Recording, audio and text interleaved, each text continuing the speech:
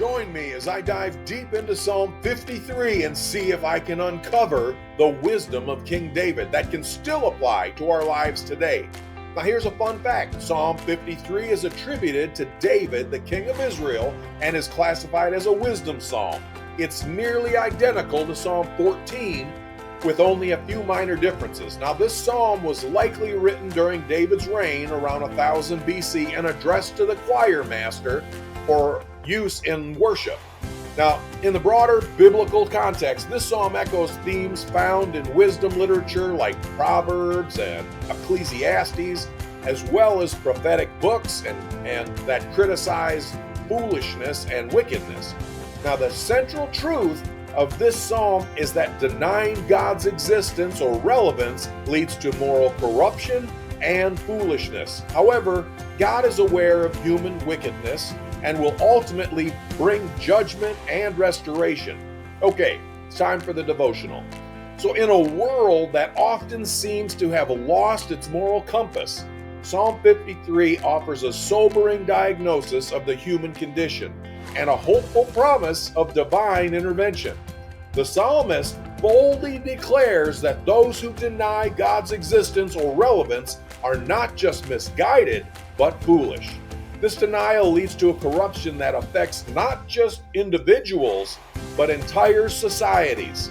Yet even as the psalm paints a bleak picture of human depravity, it reminds us that God is not a passive observer. He is actively engaged, looking down from heaven, aware of every thought and deed.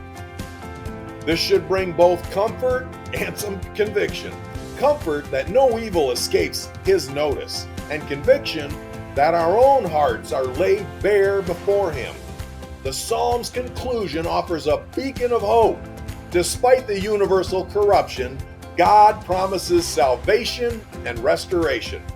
This points us to the ultimate fulfillment of this hope in Jesus Christ, who came to seek and save the lost, to restore what was corrupted by sin. In a culture that often glorifies self-sufficiency and dismisses the need for God, this psalm challenges us to recognize our deep need for divine wisdom and salvation. It calls us to humility, acknowledging that true understanding and righteousness come not from our own efforts, but from seeking God. As we reflect on this psalm, may we be moved to examine our own hearts, to turn from foolishness and to place our hope in the God who sees, judges, and ultimately saves. Let's reflect on this today.